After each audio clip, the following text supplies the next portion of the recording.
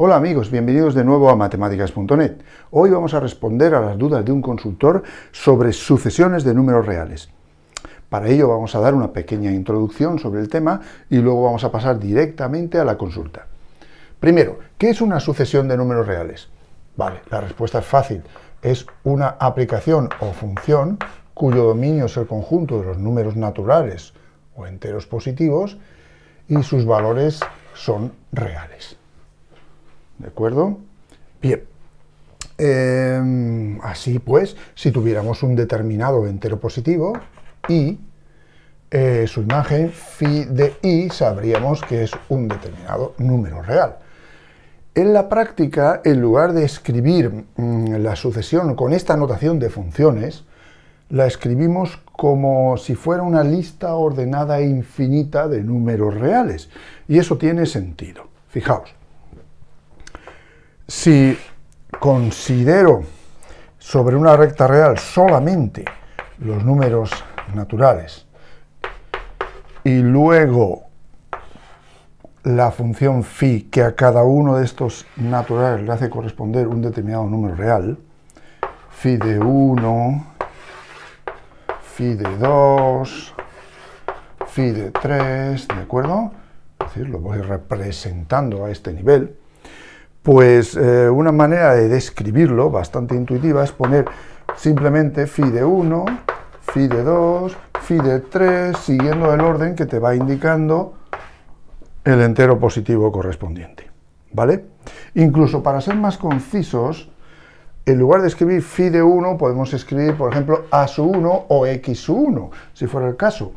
En lugar de phi de 2, a su 2 o x su 2. A su 3 o x su 3 en lugar de phi su 3. Y esta lista quedaría así, a su 1, a su 2, ¿vale? Y más concisamente podríamos hablar de la sucesión escribiendo simplemente a su n, cuando n es natural, o bien entre llaves a su n cuando n es natural. Me gusta más la notación con paréntesis porque no se puede confundir luego con la idea del recorrido de la sucesión. Bien, entonces puedo pensar también desde este punto de vista que una sucesión de números reales no es nada más que una lista ordenada e infinita de números reales. ¿De acuerdo? Vale, las ideas principales sobre este tema, ya sabéis que hay muchos tipos de sucesiones de números reales. Progresiones, aritméticas, geométricas, aritmético-geométricas, armónicas, bueno, hay todo un universo. La idea central de las consultas es la idea del límite, la idea de convergencia. Y para que eso tenga sentido, ha de haber una estructura topológica sobre el conjunto de los números reales y también, eventualmente, sobre el de los naturales. Pero no lo vamos a necesitar en el caso que nos ocupa. Así que, simplemente, suponemos que el conjunto de los números reales es un espacio topológico con la topología usual, la generada por la base formada por los intervalos abiertos. No necesitamos ahora abundar en este tema. Esta es la base que vamos a considerar, la base formada por los intervalos abiertos, y no voy a abundar más en este tema, luego pondré una referencia al final si queréis verlo, puesto que tengo un pequeño curso de topología. Todavía no está completo, pero por lo menos este tema sí que aparece.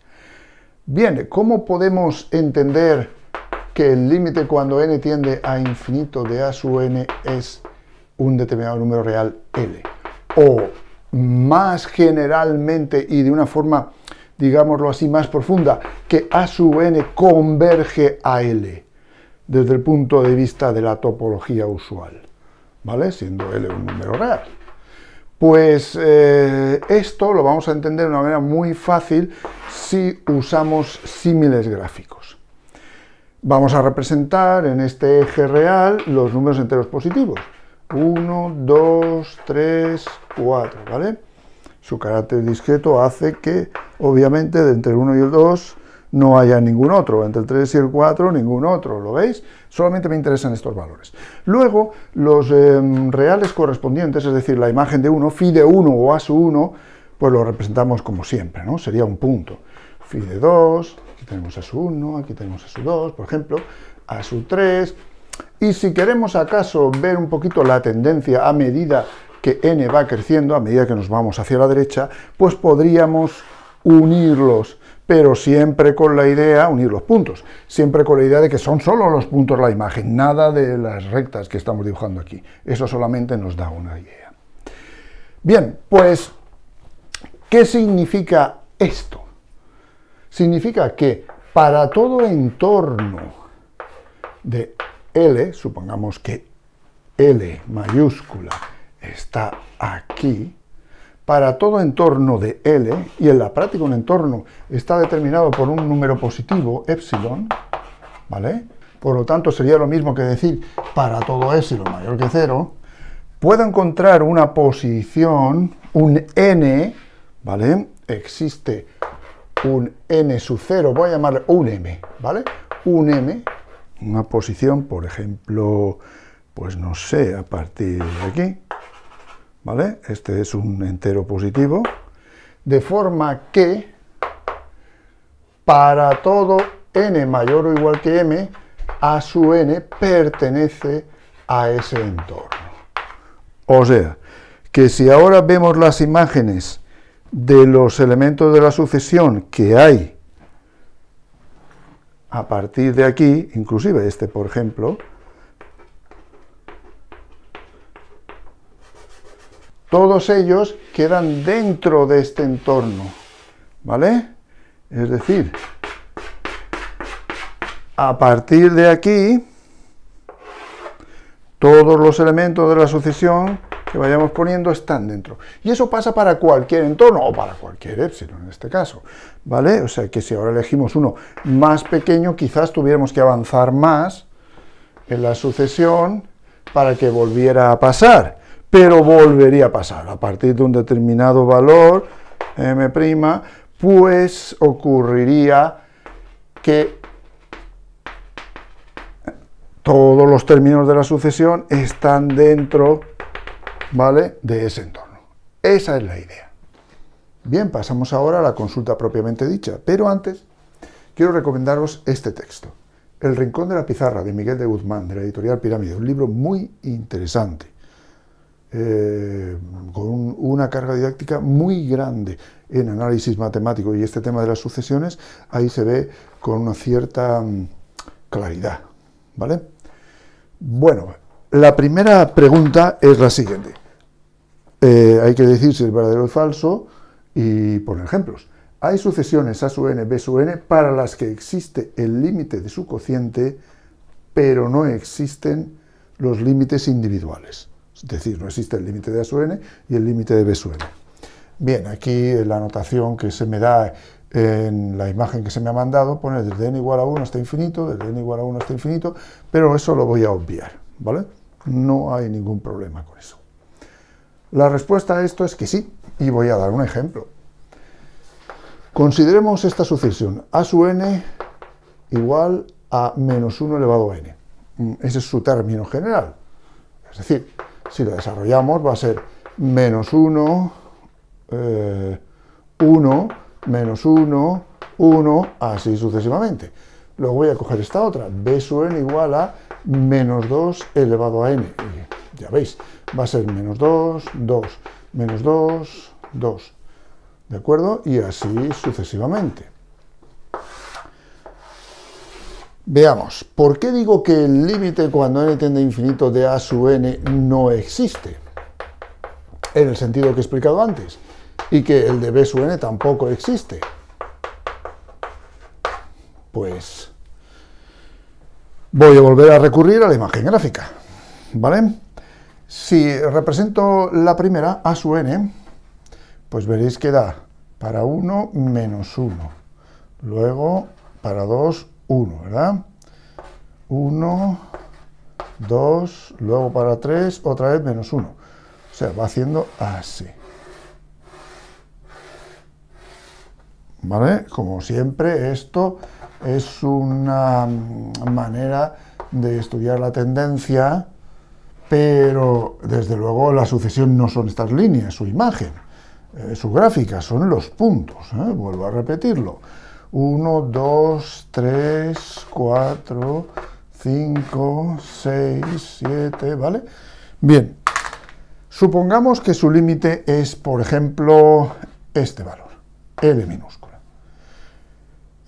Comprenderéis que si tomara, por ejemplo, un entorno así, suficientemente pequeño, entonces no voy a encontrar ni un solo elemento de la sucesión dentro. Por lo tanto, no puede ser, ¿verdad? Lo mismo va a pasar con todos estos de aquí arriba y con todos estos de aquí abajo. ¿Y el 0? ¿Podría ser el 0? Pues la verdad es que no, porque si os dais cuenta, para este entorno de 0, vamos a borrar aquí para que lo veáis mejor, para este entorno de 0, por ejemplo, vamos a ver, para este entorno de 0 sí están todos dentro, ¿verdad? Pero si hago un entorno de 0, como por ejemplo este, ya veis que no hay ninguno. ¿Lo veis? Todos se quedan por fuera. Por lo tanto, el 0 tampoco puede ser.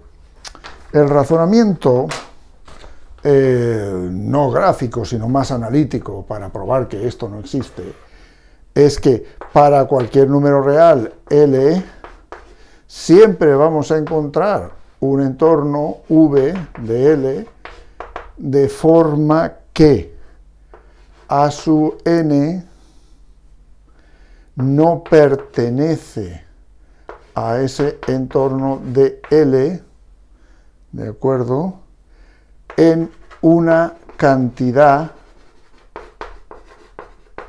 infinita. Esto es importante, ¿eh?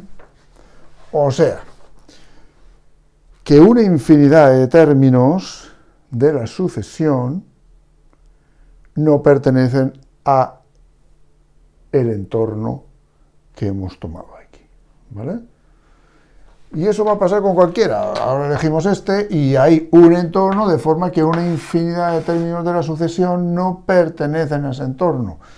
Claro, esto en realidad está negando el hecho de que podamos encontrar un entero m de forma que a partir de él todos estén dentro, porque en realidad una manera distinta de decir eso es decir que si el límite cuando n tiende a infinito de x sub n, por ejemplo, es h, entonces para todo entorno de h puedo encontrar que hay una cantidad infinita de términos de x sub n dentro y una cantidad finita fuera, ¿vale? Lo recalco.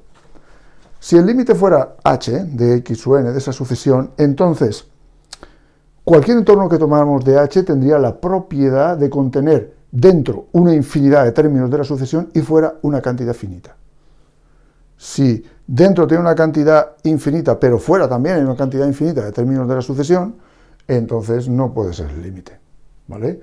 Y justamente eso lo vais a ver aquí, con esta sucesión que es oscilante. No he dicho esa palabra al principio, pero ahora quiero que lo penséis. Esto es oscilante, ¿vale?